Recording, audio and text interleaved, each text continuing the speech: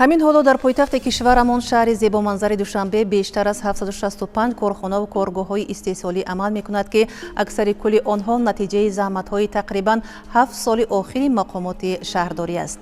аз ҷумла танҳо дар соли 2023 дар ҳудуди пойтахт 181 корхонаву коргоҳи нав ба истифода дода шудааст ки ин дар муқоиса ба дигар минтақаҳои ҷумҳурӣ рақами хеле калон мебошад. соли 2023 дар шаҳри Душанбе ба маблағи бештар аз 4,2 миллиард сомонӣ маҳсулоти саноатӣ истеҳсол шудааст. чанд омори ҷолиби дигар аз саноати пойтахт. айни ҳол дар Душанбе 170 намуд маҳсулоти саноатӣ истеҳсол мешавад ки тақрибан 50% он ивазкунандаи воридот мебошад. саҳми саноат дар маҷмӯи маҳсулоти дохилии пойтахт 16%-ро ташкил медиҳад ва ин рақам ҳар сол зиёд мешавад. ин маънӣ онро дорад ки Душанбе аз як маркази маъмурии давлатдорӣ ба маркази маъмурии аз лиҳози иқтисодӣ худкифо табдил ёфтааст.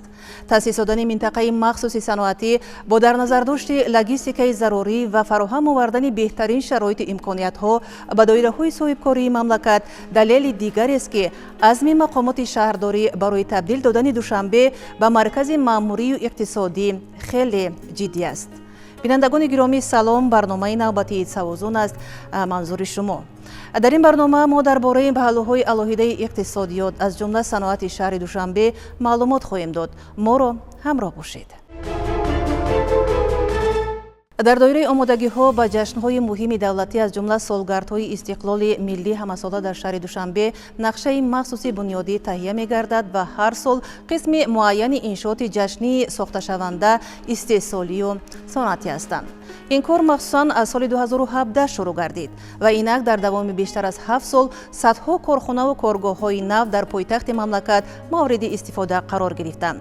ба тавре ишора ҳам кардем, барои дар як мавзеи аз лиҳози логистикӣ мувофиқ ҷойгир кардани коргоҳҳои истеҳсоли минтақаи махсуси саноатӣ таъсис дода шуд.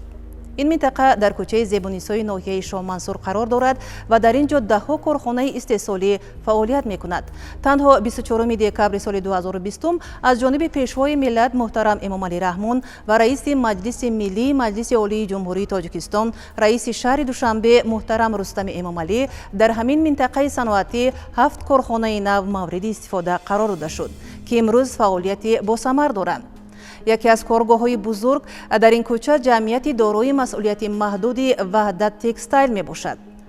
дар интиҳои моҳи декабри соли 2020 хати дуюми истеҳсолӣ дар ин ҷамъият мавриди баҳрабардорӣ қарор дода шуд ва теъдоди кормандону ҳаҷми истеҳсолот дар ин корхонаҳои ватанӣ боз ҳам афзун гардид. биёед тавассути гузориши ҳамкоронамон бо фаъолияти ин ҷамъият аз наздик шинос шавем. марҳилаи аввали ҷамъияти дорои масъулияти маҳдуди Ваҳдат Текстайл моҳи январи соли 2020 ва марҳилаи дуюмаш дар интиҳои ҳамон сол ба истифода дода шуд. яъне дар давоми қариб 12 моҳи аввали фаъолият корхона тавонист фоидаовариашро собит созад ва ин соҳибкоронро барои васеъ намудани фаъолият ҳавасманд намуд. ин аст ки то имрӯз Ваҳдат Текстайл фаъолияти босамар дорад ва ҳамарӯза даҳҳо ҳазор ҷуфт ҷуроб истеҳсол мекунад.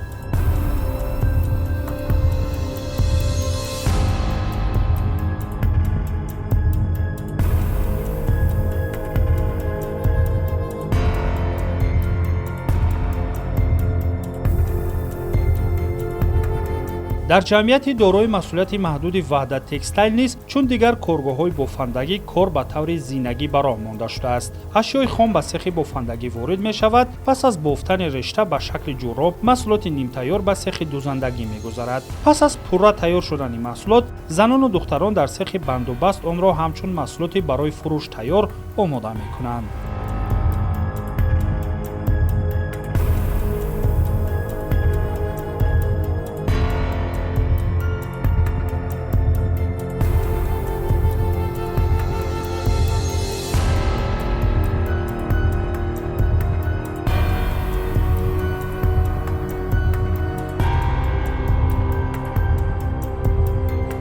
вале то шурӯи кор ранг ва шаклу дизайни ҷуроб аз ҷониби мутахассисон таҳия омода ва баъдан ба истеҳсолот равона карда мешавад. зеро шакл, намуд, дизайну ороиш, яъне бозоргир будани маҳсулот кафолати аслии фаъолияти бонизоми ҳар як корхона аст.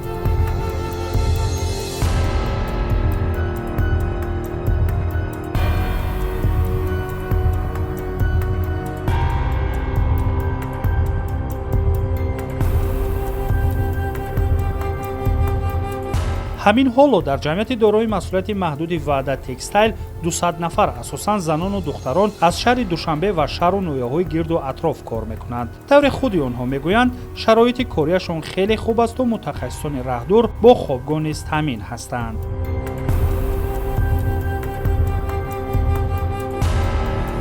کلی 5 سال می شود که در همین کارخانه وحدت تکستایل کار و فعالیت میکنم.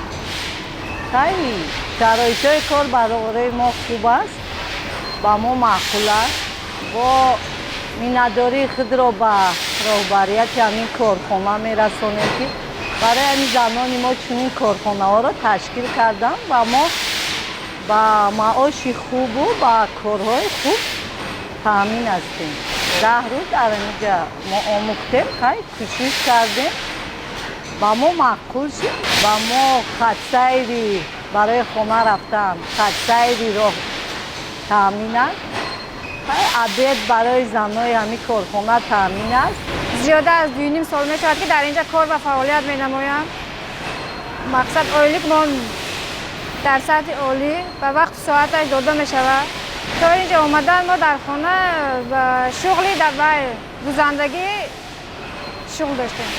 ما از شهر ایستار از دره الماسی دهه شها ما وقتی که درخواست کردیم در برنامه ها که در یگان جای کار باشد، ما مقصد بانوان خانه‌نشین در همینجا کار و فعالیت نماییم و با فهمیدیم که در همینجا کارخانه نو بنیاد کرده ایستادن و خواستیم به خواست خود ما همینجا آمدیم.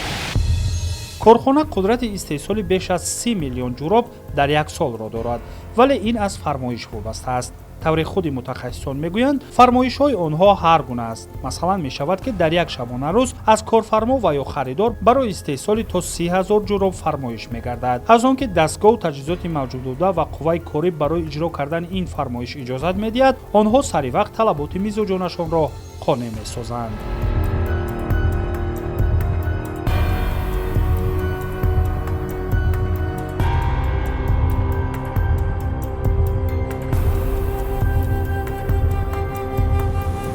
عین حال روند کاری ما در شعبه سیخ بند و بست خیلی ثمره‌ناک پیشرفته ایستاده است. در شعبه ما عین حال 30 نفر کارگر کار و فعالیت می‌نمایند. ما در یک روز می‌توانیم که تا 30,000 تا 20,000 ما استحصال نماییم. آن چیزی که ما در فرمایش میاد تا 30,000 تا 20,000 تا 100,000 چیزی که برای ما میاد ما استحصال کرده می‌رویم. تا 300,000 ما فرمایش داشتیم. در دوام یک ماه تا حال ما تا 300,000 فرمایش داریم. عین حال ما همو چیزی که استحصال شده است همه این فرمایش ما است. زنهایی که کار کرده ایستادن اینها تا 5 سال استاژ کاری دارن. با ما داریم کارآموزایی که داریم ما آنها را تا 10 روز اول تیار میکنیم بعد با کار پیش بر میکنیم.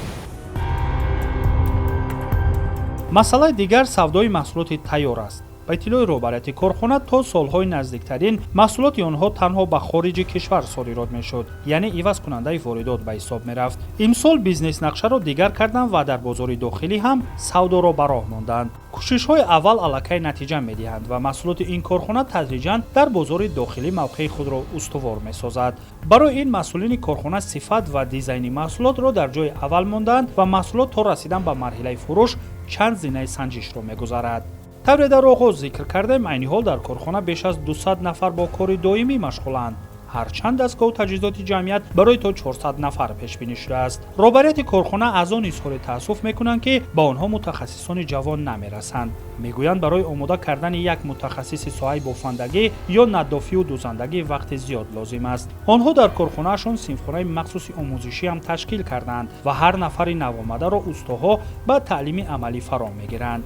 новобаста ба он ки ҳам шароити кор, ҳам шароити истироҳат ва ҳам маоши моҳона дар ҷамъияти мазкур мутобиқи талаботи имрӯз бароҳ монда шудааст, вале ҳавасмандии ҷавонон ба ин соҳа он қадар зиёд нест. масъулини ҷамъият итминон доранд ки ин ҳолат муваққатӣ аст ва дар оянда хоҳишмандони кор дар ҷамъияти онҳо бештар мешавад.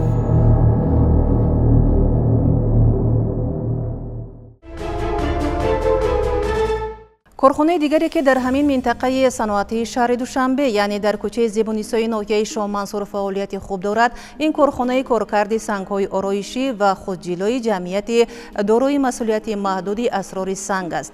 باید بگوییم که این کارخانه هم انتهای سال 2020 با اشتراک به واسطه پیشوای ملت محترم امام علی رحمان و رئیس مجلس ملی مجلس عالی جمهوری تاجیکستان رئیس شهر دوشنبه محترم رستم امام علی مورد استفاده قرار داده شد. این کارخانه اساساً با کارکرد سنگ‌های آرایشی وطنی که مقدار شماره و نامگویشان در تاجیکستان خیلی زیاد است مشغول می باشد. بیاید ببینیم که امروز این مؤسسه استحصالی چگونه فعالیت می کند و آیا مشکلی نارسایی کادر در اینجا هم احساس می شود.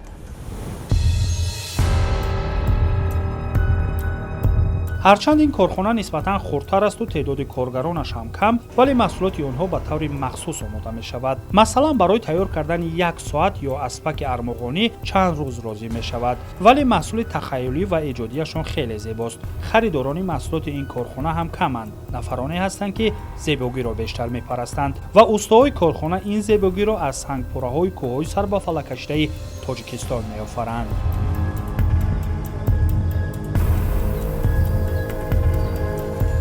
قسم زیاد کارگران این کارخانه را زنان تشکیل می‌دهند. مردها اساساً با بریدن و تراشیدن سنگ و دیگر کارهای نسبتاً وزنین‌تر مشغولند.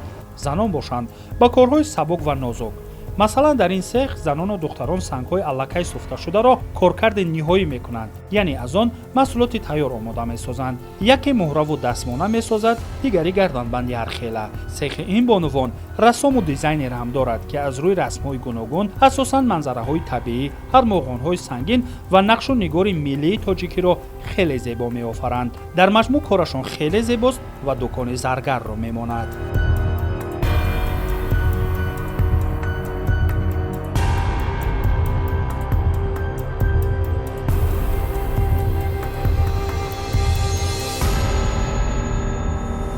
از مایدکی رسومی به هوس داشتم.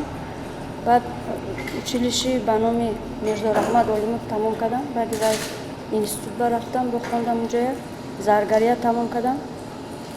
بسیار منظره برای ناز میبینم رسمش کشیدم برای اول گرونتوفکا کرده بعد کپیروفکا کردی وایش قلبش ریخته و نه همش سیمنت کردی بعد سیمنت آخرش بعد رسم. در کارخانه کارکرد سنگ‌های آرایشی و خودجلوی اسرار سنگ موافق درخواست و خواهش میزبان تا 100 نمودی محصولات تیار می‌کنند. طوری از جریان با نظام کار در این کارخانه معلوم گردید، آنها فرمایش زیاد دارند و محصولاتشان بازارگیر است. ماموریت کارگاه میگویند سال تا سال بهتر گردیدن سطح و صفت زندگی مردم به کار آنها هم تاثیر کرده است. یعنی طلبات به ارمغان و دیگر تحفه‌های نادر که آنها استحصال می‌نمایند زیاد می‌شود. مزاج اساسی آنها البته حالا هم سیاحان هستند که تعدادی آنها نیز همه ساله در جمهوری می‌افزاید.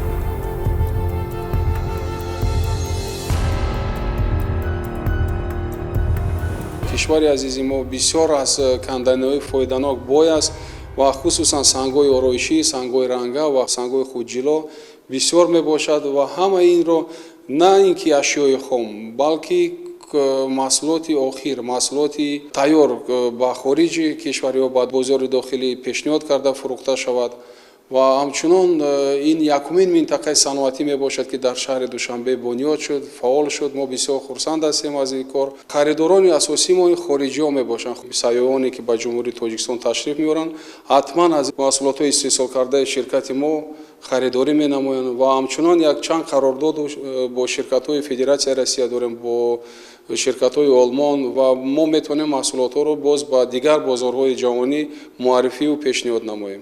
همه این سنگ های طبیعی می باشد، همچنان خاصیت طبابتی دارد.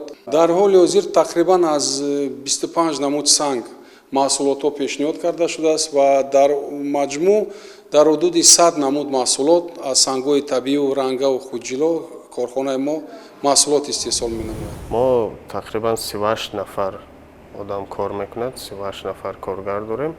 боз метавонем 20 нафар 30 нафари дигарро ба ҷои кор таъмин намоем. вазаву баъд ин чизое ки барои туристол аст, соатҳо, вазои хушрӯ дорем. тамоми чизе ки аз санг аст, маҳсулотҳо, сувенирҳо мо чӣ мекунем, тайёр мекунем. мутахассис кам аст, аммо одаме ки ҳамин соҳада метавона кор карда ва тоқат карда кам аст, бисёриҳо тоқат намекунад. вақт зиёд лозим аст барое ки ӯ мутахассис хуб шавад. рушди муносибатҳои дӯстонаи Тоҷикистон дар кишварҳои хориҷӣ ва иштироки доираҳои соҳибкориву тиҷоратӣ дар чорабиниҳои сатҳи байналмилалӣ, аз ҷумла экспо ва дигар намоишҳои сатҳи ҷаҳонӣ боиси он ҳам шудааст ки маҳсулоти истеҳсоли Тоҷикистон дар арсаи ҷаҳон муаррифӣ гардад. аз ин имконият маҳсулоти корхонаи асрори санг ҳам самаранок истифода мекунад. то кунун онҳо дар даҳҳо намоишгоҳҳои байналмилалӣ аз қабили экспо дубай 2020, сеул 2021, намоишгоҳи Лондон 2022, Доҳа Қатар 2023, намоишгоҳи Берлин ва амсоли ин иштирок ва захираҳои табиии Тоҷикистонро дар шакли маҳсулоти тайёр муаррифӣ карданд.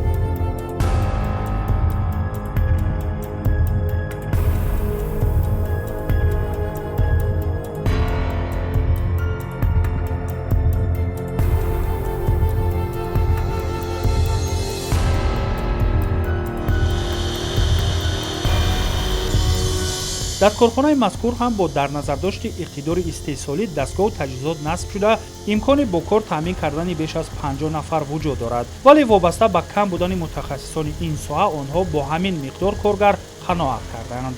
маъмурияти корхона мегӯянд онҳо ба муассисаҳои олӣ ва миёнаи касбӣ борҳо муроҷиат карданд ки донишҷӯёни соҳаҳои ба кори онҳо наздик ҳадди ақал марҳилаи таҷрибаомӯзиашонро дар ҳамин гуна корхонаи истеҳсолӣ гузаронанд. агар ин кор ба таври ҷиддӣ баром монда шавад, норасоии мутахассисон дар чунин корхонаҳо аз миён меравад.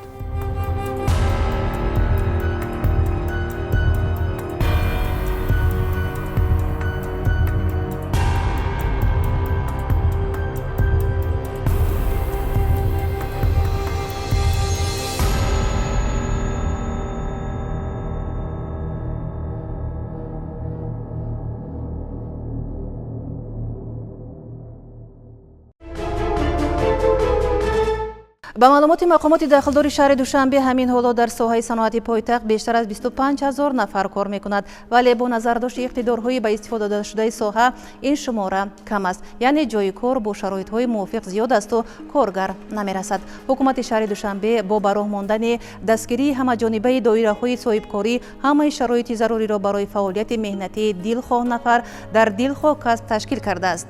аз ҷумла ҳамин ду корхонае ки мо дар бораашон гуфтем беҳтарину муосиртарин шароити кору меҳнат ва истироҳат доранд.